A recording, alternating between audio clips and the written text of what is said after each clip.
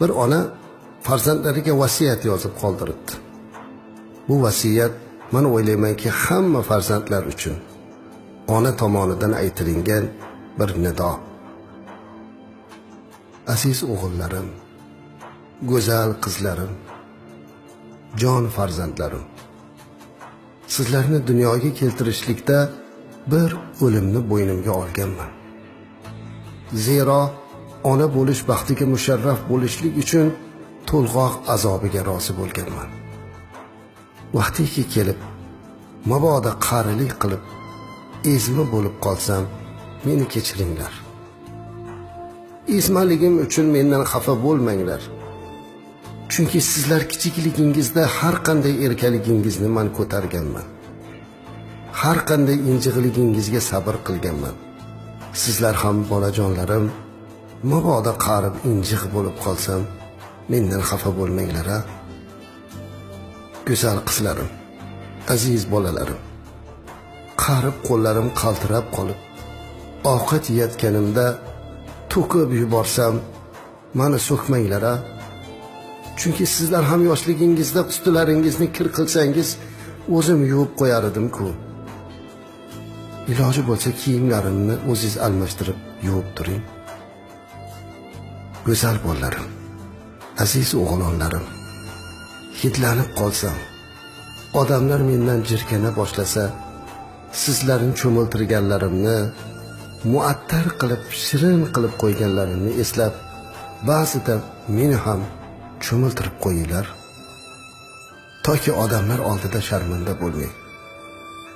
Aziz o'g'illarim, go'zal qizlarim, meni oldimga tez-tez qariganimda kirib turinglar. Suhbatlaringizdan benasib qilmanglar. Chunki sizlarning suhbatingizni doim sog'inaman. Mendan arzimas suhbatingizni dariq tutmang. Kelmayapsan-ku, nega ko'rinmayapsan desam, kecha ko'rindim-ku demanglar. Chunki men sizlarni qorong'u kunda ertalabgacha, ertalab esa tushgacha ham sog'inar edim. Shuning uchun ehtimol sizlarni tez-tez suhbatingizni sog'inib tursam kerak. Jonim bolalarim, qora ko'zlarim, zehnim ketib qolsa, eslay olmay qolsam, ismlaringizni almashtirib qo'ysam, meni telbalikda ayblamang. Chunki meni butun fikrim, hayolim sizni ulg'aytirishlikka sarflab, bor aqlim sizlarga fido bo'lib ketganda. Shunday ekan, qariganimda gaplarimni esimdan chiqarib qo'ysam, ustimdan kulmanglar, balki menga yordam berib turinglar. Axir esingizdami? Sizlarda darsingizga men yordam berardim. Unutganlaringizni esingizga solar edim. Shunday ekan, aslo meni ustimdan kulmanglar. Go'zal bolalarim, aziz o'g'lonlarim, esingizdami? Har kuni menga har biringiz turli taomlarni buyurib ketardingiz.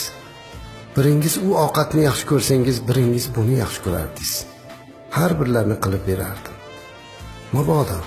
Mabodo bolam, mana bunday narsa yegim kelyapti desam, jahlingiz chiqmasin. Axir qariganda bir qoshiq narsaga qornim to'yadi.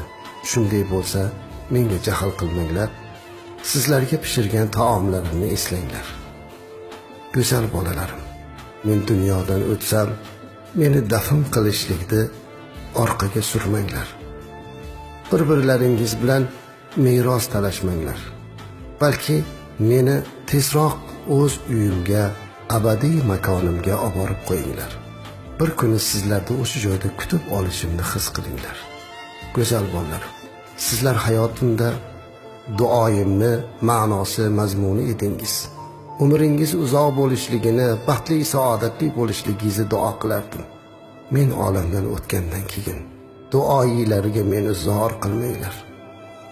Meni eslab duo qilib turinglar, ruhim shod bo'lsin. Ana o'shanda men sizlarni dunyoga kelgizishlikdagi o'limni bo'ynimga olganimdan aslo pushaymon emayman.